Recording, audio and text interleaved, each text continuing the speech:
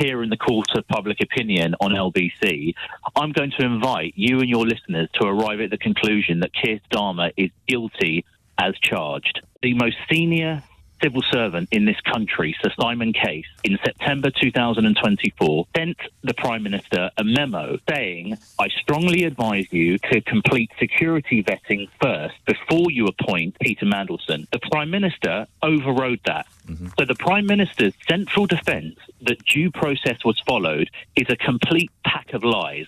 Due process was not followed. The Prime Minister of the United Kingdom appointed someone, a 3 times disgraced former minister who is a friend of a convicted paedophile, to the most intelligence sensitive ambassadorial position in our country, who had access to the most secret top level intelligence before he was security vetted, which he in fact failed. And Nick, that is unacceptable. Having then taken that decision, having chosen to ignore the advice from the former Cabinet Secretary, how surprising or otherwise is it that he appears to show no curiosity as to how the vetting was going? Or, to quote Diane Abbott, why didn't he ask? This is supposed to be someone who purports himself to be a forensic lawyer. Nick, it is an absolute load of nonsense, and the Prime Minister has to resign. I think the media has been purposely skewing the narrative, and the response has been obediently hysterical about this. If officials are given important tasks to do on behalf of the government and then they bring their conclusions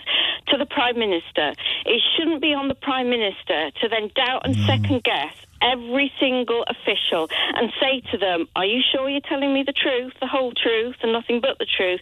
He should be able to trust officials who we pay as taxpayers to pay them to do these jobs. I think we've also forgotten that Boris Johnson put the son of a Russian KGB spy in the Lords, and the intelligence advised against it. And there was no hysteria about that, no hysteria whatsoever. I mean, you're right, and it's important to bear that in mind, but it doesn't exonerate or excuse Starmer, because the whole point for many of us was that he was going to signal an end to that sort of but what has he done wrong? You are left with the abiding impression, having heard Starmer yesterday and heard Olly Robbins today, that a very senior, capable, articulate, intelligent, loyal civil servant has been executed to save Keir Starmer's skin.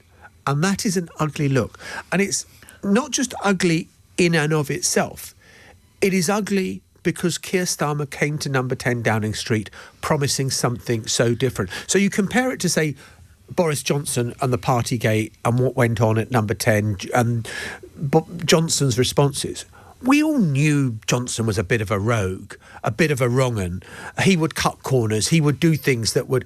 And that's why he got quite a lot of latitude from his own backbenches, because he'd won them an 80-seat majority and Boris was Boris and he had this charisma about him. Starmer was going to be this workman-like, solid, straight as a die, straight shooter who wouldn't... There'd be none of this shenanigans. Politics wouldn't be in our lives so much. There wouldn't be the endless kind of noise around politics. And here we are, with the noise at deafening volumes. The Prime Minister had decided, don't tell the Foreign Secretary, but we should give this guy a diplomatic position as well, a senior ambassador position for this country. It absolutely stinks to the core. No one out there in the country believes it. I mean, the Prime Minister himself said it's incredible. It's unbelievable. It is unbelievable that this is allowed to happen. This isn't a job that you or I gave to our mates. This is the most senior diplomatic position that this country has to offer. It is entirely unacceptable. The Prime Minister should resign. What would he resign for? He should resign for a complete and utter failure of judgment. He should resign because he misled Parliament.